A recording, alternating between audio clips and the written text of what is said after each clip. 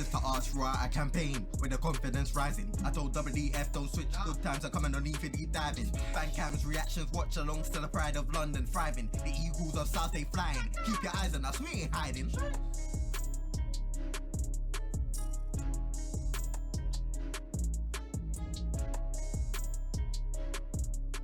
Yes guys, welcome back to episode 3 of Transfer Weekly, the show where I'm going to talk to you all about all of the transfer rumours and potential other news revolving around Crystal Palace in this January transfer window. These episodes will be released every Monday and they'll be in the playlist linked below, and this video will be in that playlist as well. Also, please remember to check out the shorts and the TikToks because you're going to get all your transfer news in those videos and it'll come a little bit faster. We haven't been on the ball with that for the last few days, but don't worry, they'll be coming out again very soon. But guys, got 3 players here again for you today, so let's get straight into it. Bright Osayi-Samuel.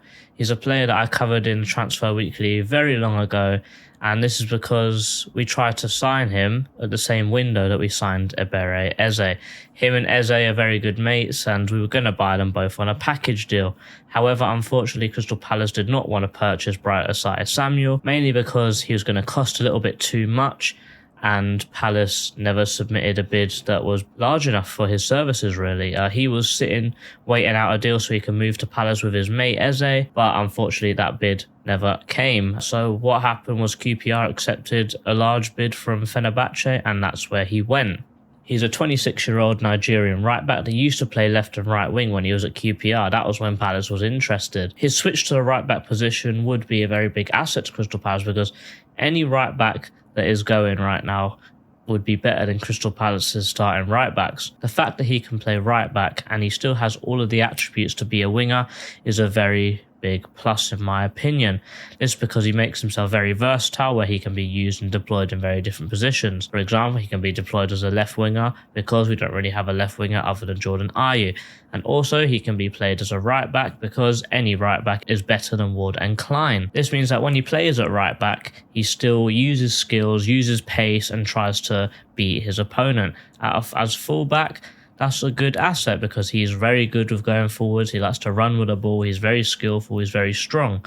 And also, with him being very strong and very fast, if he does get dispossessed, he is able to run back and recover and be able to muscle other forwards off the ball because he is very physically strong. Like I said, he is a very attacking fullback with 1.3 successful dribbles per 90. However, this is only a 55% completion rate, which means that he may complete 1.3 dribbles per 90, but he's probably attempted 3 or 2. This means that whenever he tries to go forward, so he tries to beat his man, he never really gets round him. And what you have to think about is if he's playing at fullback, he's running against wingers who aren't trained defenders, he's getting dispossessed by wingers, and to me that's not a very good look in my opinion. If he is a proper winger, he should be beating other wingers. He should have trouble fighting against the fullback, not against a winger. Also, we have to remember he plays for Fenerbahce, so he's not going to be doing much defending, he's going to be doing a lot of attacking, and if his attacking numbers still aren't the best,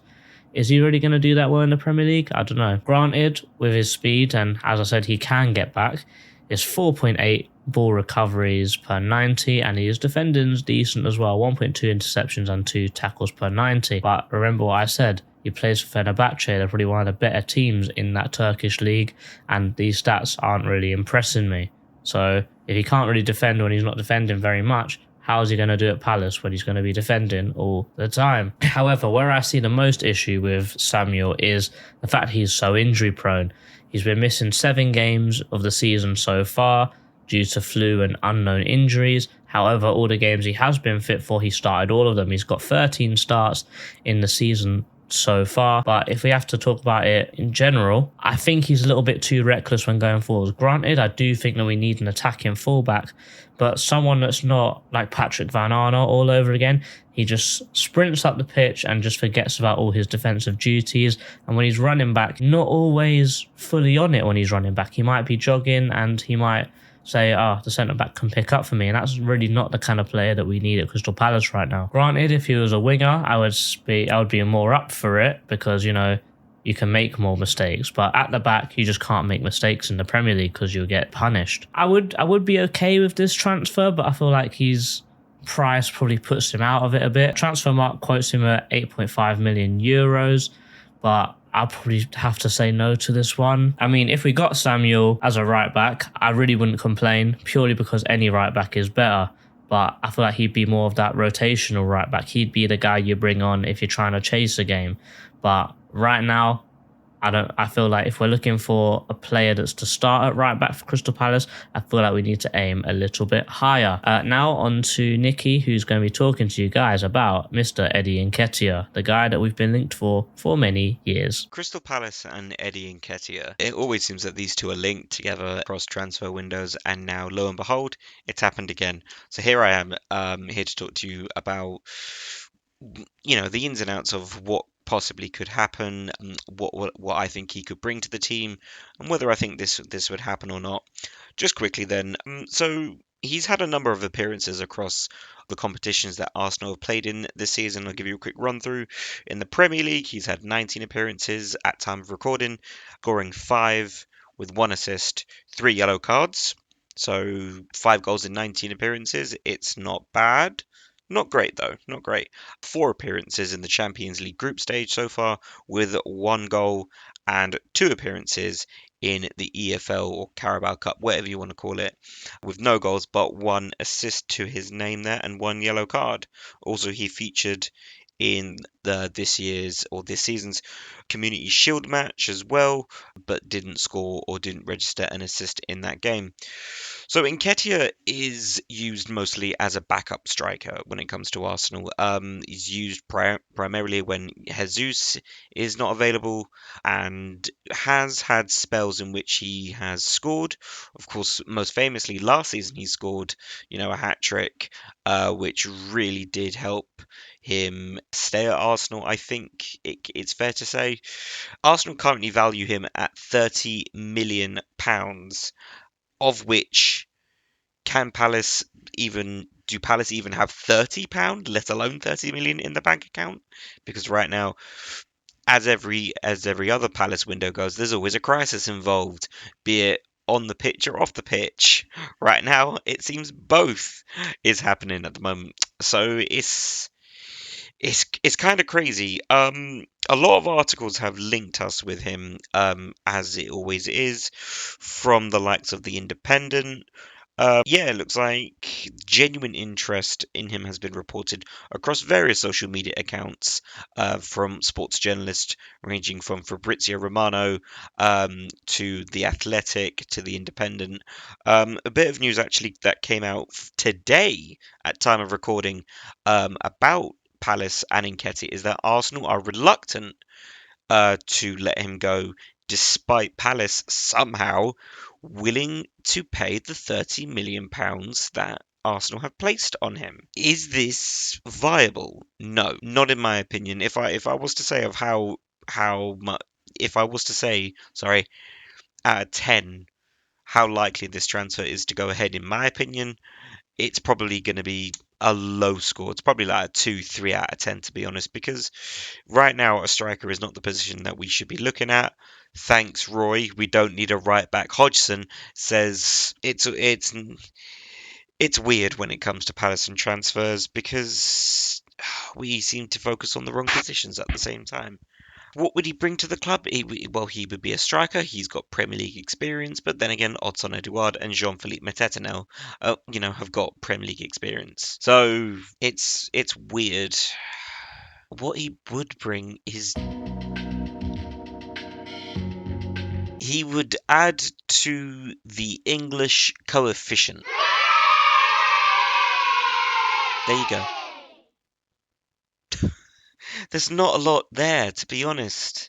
We haven't had a prolific goal-scoring striker, a goal-scoring number 9 striker, since Glenn Murray. Mate, you could argue Dwight Gale. But I'm gonna stick to Glenn Murray there. We just have not had an out-and-out goal-scoring striker, and I don't think Eddie Nketiah would be the guy. Don't get me wrong, he would get the service from Elise on the right and Eze through the centre, but I'm not sure if this is the right move for Palace. It's certainly not the right price. But yeah, genuine interest reported from various sources. Whether or not this is going to go ahead, we've got over about 2.5 weeks with this window still to go. It's a story that will develop. I would just say stay tuned to JC and Transfer Weekly, and you will hear more about this. But this is Nikki. There's Eddie and Nketiah. Oh, I hate Palace transfer windows. I really do. Back to you, JC. Thank you very much for having me on for Transfer Weekly. In a bit. Lastly, today we've got Tendon Mengi. He's a 21-year-old English centre-back that currently plays for Luton Town. He just signed for Luton in the summer and he came from Manchester United's youth academy. He signed his deal and he is currently at Luton Town until June 2026. He's also only on £17,000 a week, which is extremely low wages for anyone in the Premier League and potentially even in a championship as well. But him and Osho are definitely the standout performers of that Luton team this season because they're both very young centre-backs and they're both performing very well next to Tom Lockyer. Unfortunately, what happened with Tom Lockyer has happened and those guys have really made a step up. And Palace are looking at both of those two at potentially being ones for the future. Literally, after I've written the script to this, Alex Howell has come out and said that there are reports linking him to the club, but Luton Town's Tendon Mengi is not a player that is considered as a Crystal Palace signing at the moment. Probably means that he probably is on our radar, but he's probably not there to be spent money on at the moment. This season he's got 13 starts in 15 total appearances and he's made the step up from youth football into the Premier League with ease, in my opinion. Many clubs have been impressed with him, including Crystal Palace, and they're definitely going to be fighting for his signature. He probably won't leave in the January window right now. However, I'm sure that in the summer, if he keeps these performances up, he will have multiple suitors for his services.